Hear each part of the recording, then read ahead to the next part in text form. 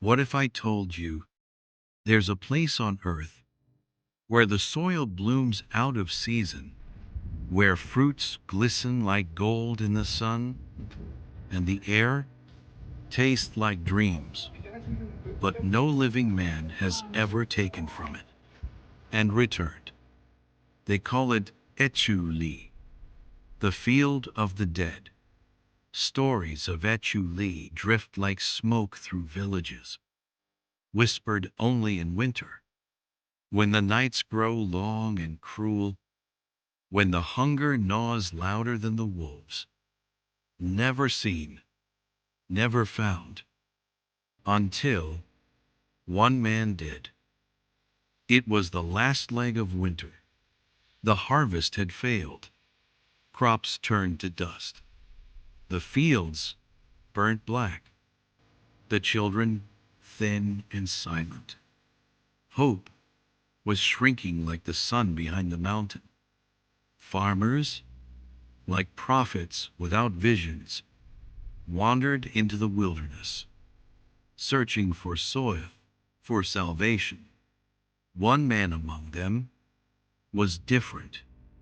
His name was Naga, a man of quiet fire, sharp eyes, strong hands. He didn't want land. He wanted the land, a place that would never fail him, never betray his people, a land of plenty, no matter the season. While others waited for miracles, Naga prepared, sharpening his dao, packing his bamboo basket, placing offerings, quiet moments of farewell. He had listened to the stories, the whispers, the warnings, and one night, when the moon was a silver knife in the sky, he left. He walked through barren hills, through rivers, through jungles so quiet, even the wind held its breath.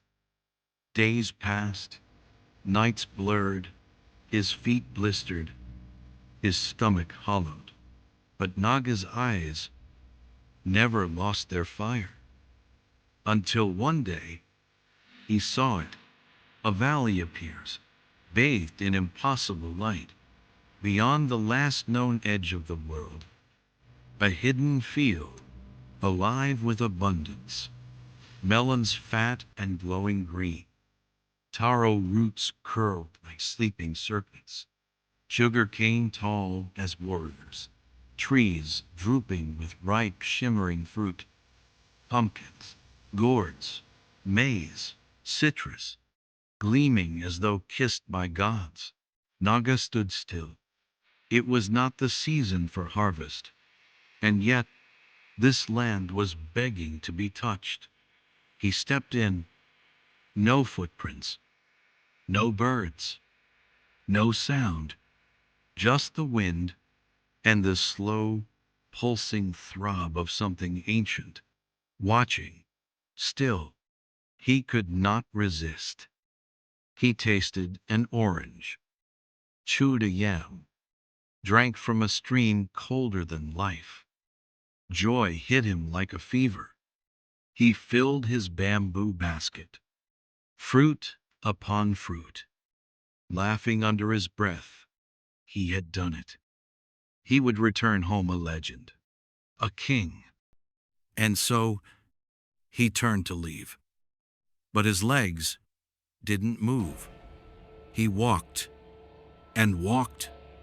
Same trees, same stream, same footprints. The sun hadn't moved, not 1 inch.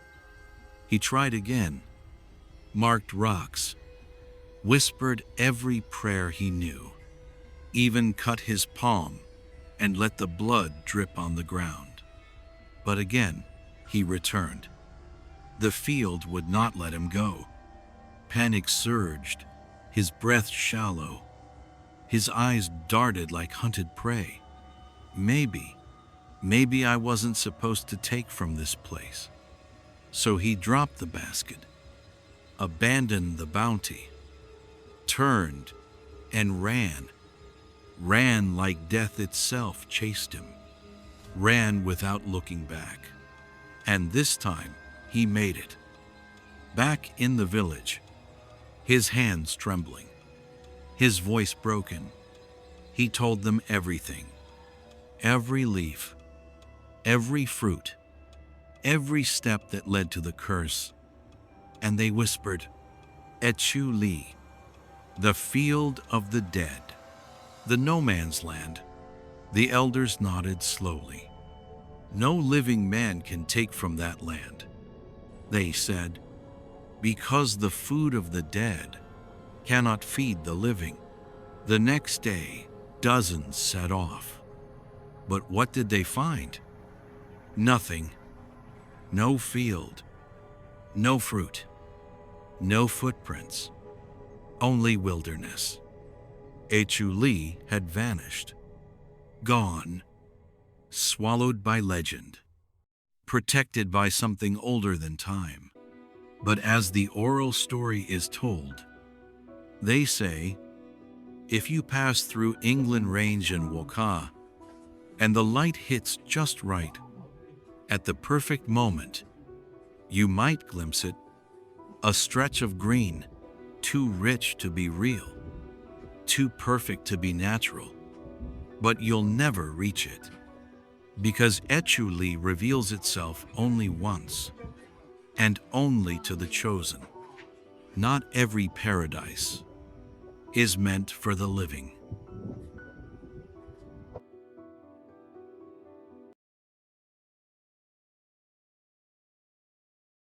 Long ago, in the heart of the land, where the mountains touched the sky and rivers whispered forgotten truths, a sacred gift was born, a gift that would sustain generations. This is the tale of the rice spirit, passed down through the ages. But what if there was more to the story? What if an unseen force shaped its destiny? Let's uncover the legend through the eyes of one who walks between myth and reality.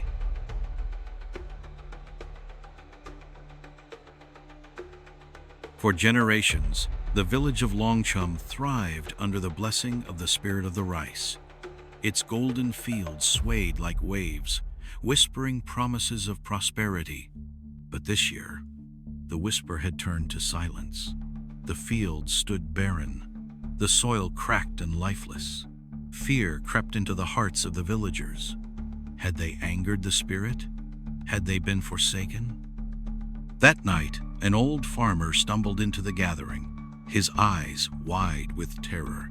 He spoke of a vision, a spirit, wounded and bleeding, crying out for help.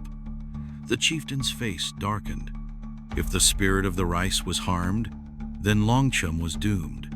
But from the shadows, one boy listened in silence. March, mischievous by nature, yet responsible at heart. He knew this was not a curse, it was a warning, and someone had to set things right. At dawn, March set out alone. The forbidden hills loomed before him, shrouded in mist. The jungle whispered secrets only the spirits could hear. His ancestral spear glowed faintly, sensing something unseen. And then he saw it, a small white bird trembling among the dying stalks, its feathers stained red. As March knelt, the air grew heavy.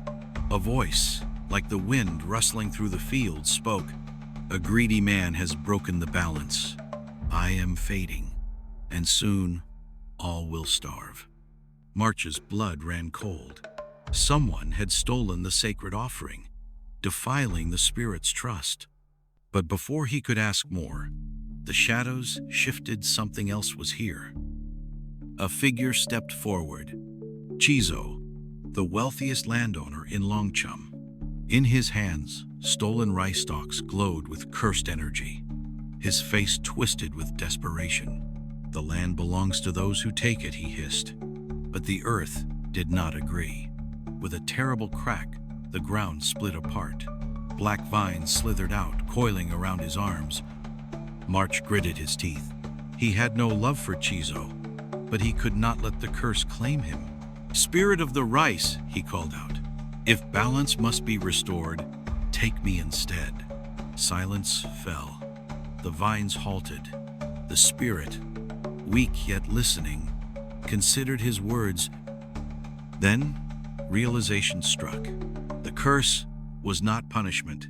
It was a prison, and March had to break it. With a cry, he drove his spear into the ground. A blinding light exploded outward, tearing through the corruption. The vines screamed, withering into dust. The spirit gasped free at last. By sunrise, the fields shimmered gold once more. The villagers fell to their knees in awe. Chizo, humbled, swore never to steal again. The chieftain bowed deeply. "You have saved us all." But March simply turned away, his red and black shawl fluttering in the breeze. He knew this was only the beginning. And so, another tale was born, whispered through the wind and carried by the golden fields. The legend of March had only just begun.